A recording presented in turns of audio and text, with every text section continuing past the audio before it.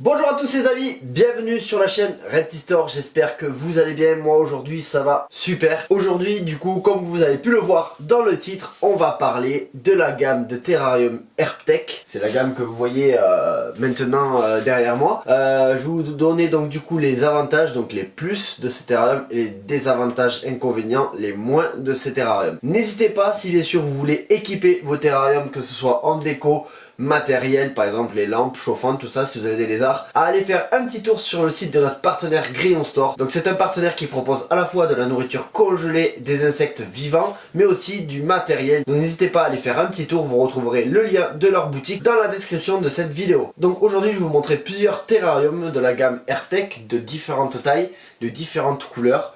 On va voir ensemble ce qui me dérange, ce qui me plaît le plus sur ces terrariums, pourquoi je travaille maintenant avec cette marque, etc., etc. Alors la gamme de Terrarium Herptech, à savoir ici à l'élevage, nous possédons 5 tailles différentes. Donc en partant du plus grand, 180 sur 90 de profond et 50 de haut. Ensuite on a le 150 de long sur 70 de profond et 50 de haut. On a aussi les 120 de long sur 70 de profond et 50 de haut.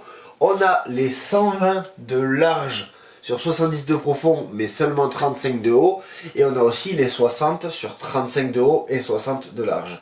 Voilà, on avait aussi les 60 sur 50 qu'on a plus ici à l'élevage, on les a échangés à notre ami Alexis de chez Varin Occitan.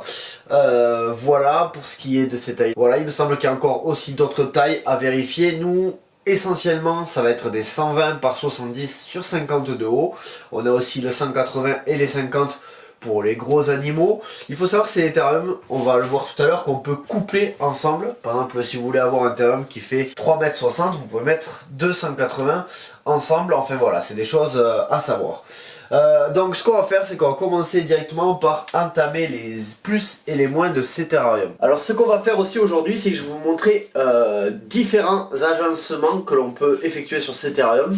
Donc premièrement, un terrarium très peu aménagé. Donc je vais vous expliquer aussi pourquoi tout à l'heure. Un terrarium qui va être décoré, on va dire à la limite entre assez sobre et assez bien décoré. Et un terrarium totalement décoré, voilà, sur la gamme bien sûr Herptech. Premièrement, la gamme de Terrarium Herptech, donc Herptech c'est la marque, c'est une marque française donc qui a été développée par un éleveur de reptiles français. Beaucoup sauront de qui je parle dans la vidéo. Déjà ça c'est bien, déjà c'est que c'est une marque française, donc c'est un produit français. On n'est pas sur des gammes américaines par exemple.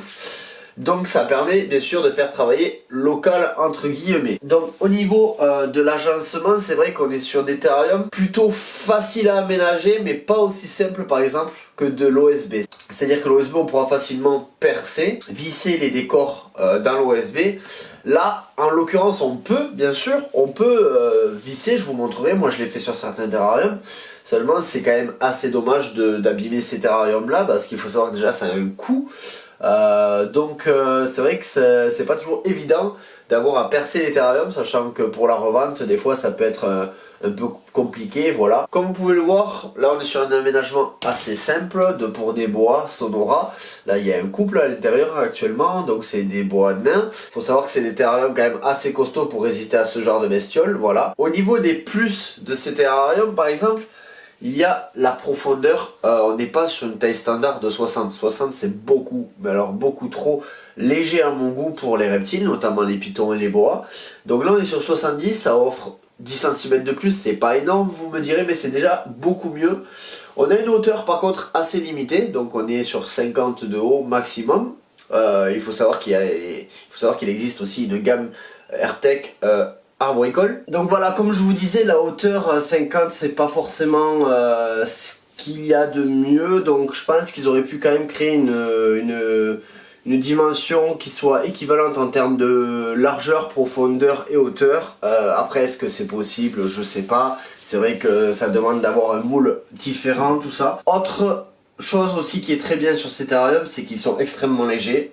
Tout seul vous pouvez transporter facilement le plus petit jusqu'au plus grand, le 180, sans problème. Ils sont vraiment très légers, assez costauds, ils s'abîment plutôt, il s'abîme pas forcément facilement, donc ça c'est chouette. Par contre ça se raye très vite, ça c'est un très gros moins de ces terrariums là. Gros point négatif aussi, c'est l'esthétique, c'est pas du tout joli, on dirait des fours micro-ondes, surtout quand vous avez les gammes, les petits par exemple qu'on ira voir tout à l'heure. Pareil, ils se déforment très vite si vous avez, si vous gérez mal votre point chaud ou si vos terrariums ne sont pas bien placés les uns sur les autres ou autres.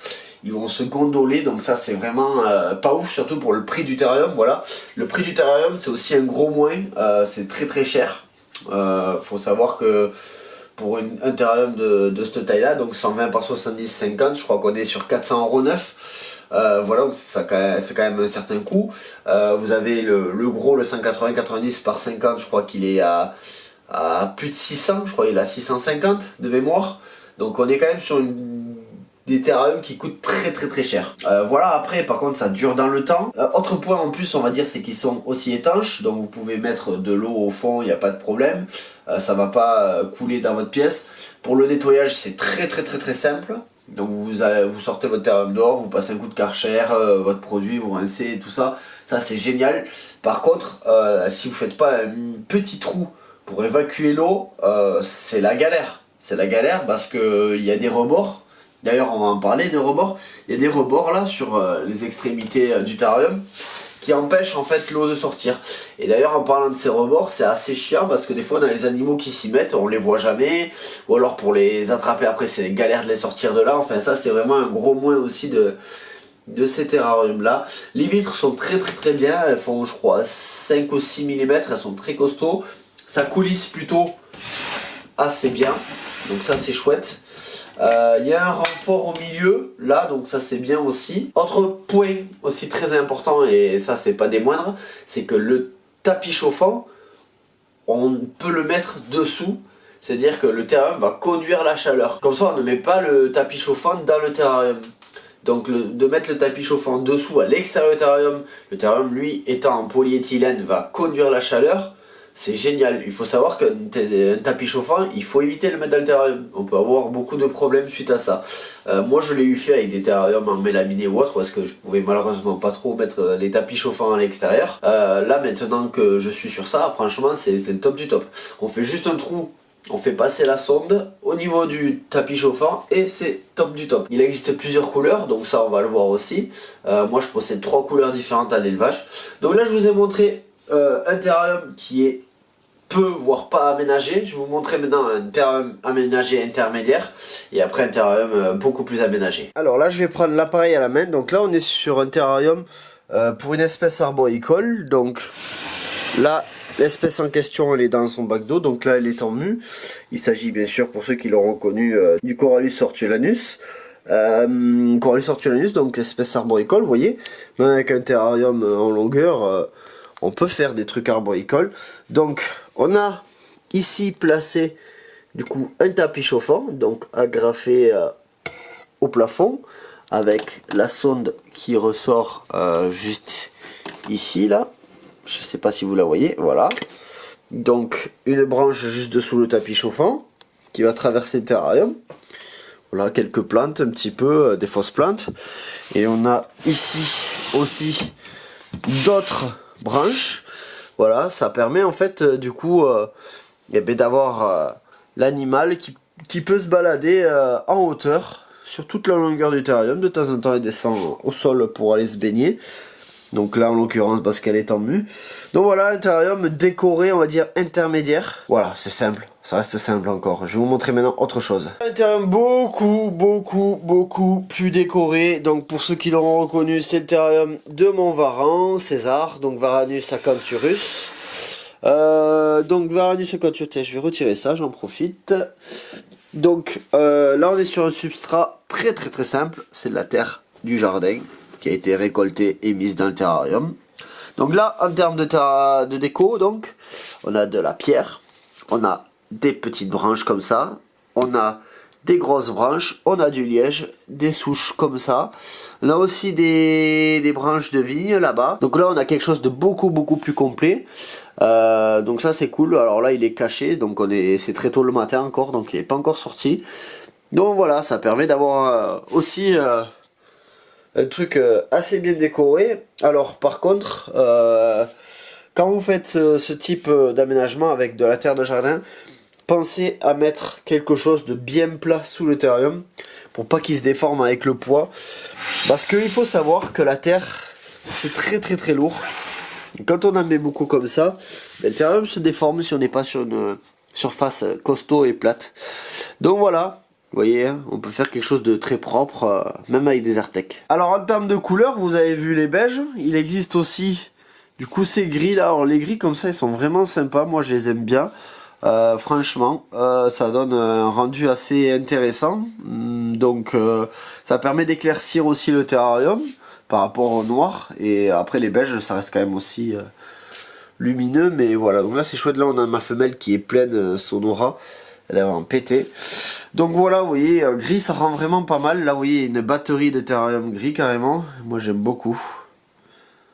Voilà, et on va maintenant vous montrer les noirs. Alors là on a mes deux noirs, donc c'est mes deux plus gros. Il y a le 180, le 150 au dessus. Donc là c'est pour les pitons birmans, hein. Donc là on a Jabba, donc mon mâle.